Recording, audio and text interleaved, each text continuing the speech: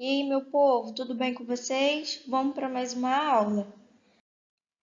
Vamos falar sobre o nosso capítulo 11, Litosfera e seus recursos, as rochas. Rocha. Quando falamos em rocha, falamos sobre petrologia, que é a ciência que estuda as rochas. Uma rocha, pelos geólogos, definem como um sólido formado pela união natural de um tipo ou de vários tipos de minerais diferentes. As rochas podem ser classificadas de acordo com a composição química, a forma estrutural ou a textura. São classificadas em 3 grupos: rochas ígneas, rochas sedimentares e rochas metamórficas. Rochas ígneas ou magmáticas.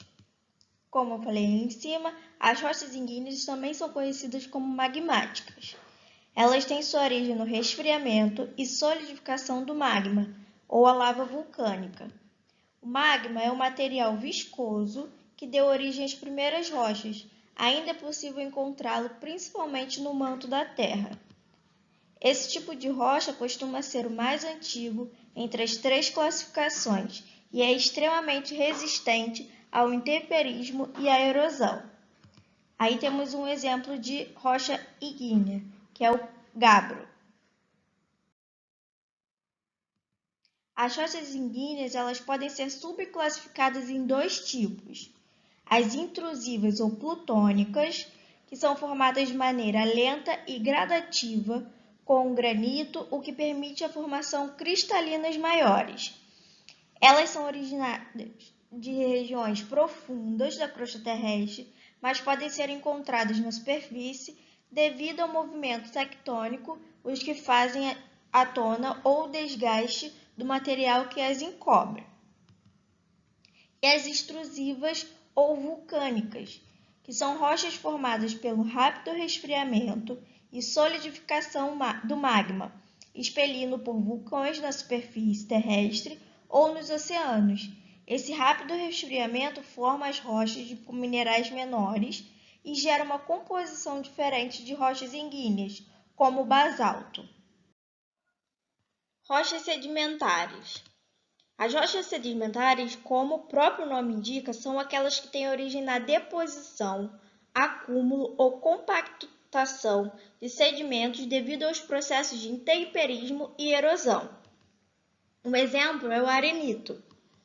Graças a esse acúmulo ao longo do tempo, as rochas sedimentares aparecem em uma estrutura de camadas sobrepostas.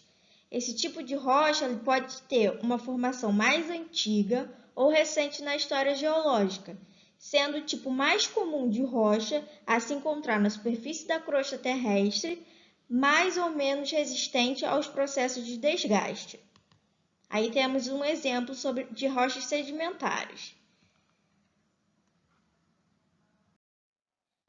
As rochas sedimentares elas são formadas pela junção de detritos, sedimentos, oriundos da fragmentação de outras rochas, que ocorre pela ação dos agentes externos ou exógenos de transformação do relevo no processo chamado de intemperismo. No intemperismo pode ocorrer os processos químicos, físicos e biológicos. Estão sempre modificando o relevo, isto é, a porção superficial da Terra. Rochas metamórficas. Elas são originadas de outros tipos de rochas que, longe dos seus locais de formação e submetidas a pressão e temperaturas diferenciadas, se transformam e modificam suas características em um processo denominado de metamorfismo. Um exemplo é o mármore. As mudanças que dão origem às formações metamórficas ocorrem tanto no aspecto mineralógico, com a formação de novos tipos de minerais, quanto no aspecto textural, com alterações de novos tipos de cristalização, alinhamentos e outros.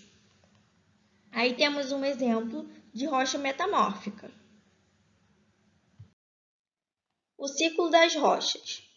Esse conceito básico da geologia descreve a origem e a possibilidade de transformação das rochas.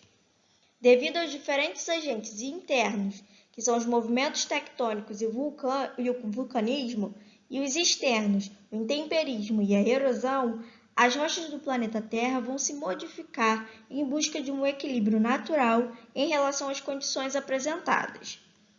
Aí temos os ciclos da rocha. As primeiras rochas a surgir no nosso planeta foram as rochas ígneas, originadas no resfriamento de sua parte mais externa. Com o passar do tempo, parte das rochas ígneas foi se transformando em rochas metamórficas devido ao aumento de calor e pressão ocasionado pelo choque entre grandes massas de rochas ígneas. Parte dessas rochas metamórficas recém-transformadas foram fundidas ou mais metamorfizadas ainda. Quando a atividade vulcânica diminui sua intensidade e a atmosfera se estabilizou, originando os agentes externos, tanto as rochas ígneas quanto as rochas metamórficas começaram a sofrer os efeitos da temperatura, da água, do vento, de substâncias orgânicas e foram sendo erodidas, produzindo assim as rochas sedimentares. O ciclo das rochas representa as diferentes possibilidades de transformação de um tipo de rocha em outro. Os recursos minerais, usos e consequências. Recursos minerais são concentrações naturais de minérios sólidos, líquidos ou gasosos na superfície ou no interior da crosta terrestre e têm utilidade como matéria-prima cuja extração é viável economicamente. Na crosta terrestre existem milhares de recursos minerais, que são classificados em 3 grupos: os metálicos, os não metálicos e os energéticos. Os recursos minerais metálicos são os recursos explorados pela obtenção de determinado elemento metálico, como ouro, prata, ferro, cobre, alumínio, entre outros. Os recursos minerais não metálicos são um grupo muito diversificado que inclui a água, o calcário, o granito, o mármore e a areia. Os recursos minerais energéticos são os recursos voltados para a produção de energia. Exemplos: o carvão mineral, o petróleo, o gás natural e o urânio. Os recursos minerais geralmente estão associados a outros minerais. Para realizar a extração do minério, é necessário separar os recursos minerais que compõem as rochas e que se encontram a maior parte deles sem valor econômico.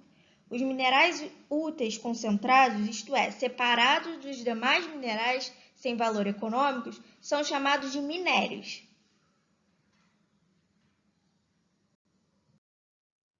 Onde encontrar os recursos minerais energéticos? Os recursos naturais energéticos são muito importantes para a produção energética. Carvão mineral é uma rocha formada pelos restos soterrados de plantas tropicais e subtropicais. Petróleo e gás natural são um líquido ou um gás formados pelos restos soterrados e compactados de animais. Onde hoje há reservas de minerais em forma de carvão, petróleo e gás, antigamente com grandes concentrações de vegetais ou animais, assim, tanto o carvão mineral quanto o petróleo e o gás são recursos energéticos fósseis, encontrados em rochas sedimentares. Uso para os recursos minerais. Os seres humanos exploram amplamente os recursos minerais como matéria-prima, desde os tempos muito remotos, e utilizam para a produção de objetos metálicos, na construção civil e na produção de energia. Boa parte dos objetos do nosso cotidiano deriva de algum recurso mineral. O ferro, utilizado na estrutura metálica dos veículos, o cobre, utilizado para a produção dos fios, que gera condução elétrica, a areia, utilizada para a produção de vidros, o petróleo, que servirá de combustível para o mesmo veículo. Consequências da exploração mineral. A exploração mineral traz diversos problemas ambientais e sociais. A mineração, a atividade responsável pela extração dos recursos minerais que se encontram no solo ou no subsolo, deteriora o meio ambiente, promovendo profundas transformações na natureza. A partir dessa atividade, é retirada grande parte de minérios metálicos, não metálicos e energéticos do meio ambiente. No Brasil, a extração de pedras preciosas ou semipreciosas também é desenvolvida por uma atividade chamada de garimpo. O que é o garimpo? É um método de extração mineral tradicional que geralmente é executado nas margens dos rios, em locais que recebem grande volume de sedimentação e em planícies fluviais, principalmente nas bacias hidrográficas do Amazonas e do Paraguai. O garimpo gera impacto nos ambientes fluviais, destruindo as margens dos rios e modificando profundamente a paisagem, além de contaminar as águas por meio da aplicação de mercúrio e outros detritos. O prejuízo ambiental é muito elevado, pois os rios assoreados, a fauna é contaminada, a cobertura vegetal é retirada e a saúde do ser humano é prejudicada. Há ainda uma grande exploração dos trabalhadores, já que é muito comum nesse setor as pessoas trabalharem em péssimas condições, com poucos recursos de proteção e ganhos muito baixos de salários. Diante desses fatos, percebemos que a necessidade de exploração dos recursos minerais para manter o atual padrão de consumo da sociedade, juntamente com os interesses de lucro, causa inúmeros danos sociais e ambientais por todo o planeta, alguns inclusive irreversíveis. E é isso, meu povo. Façam os exercícios e até a próxima!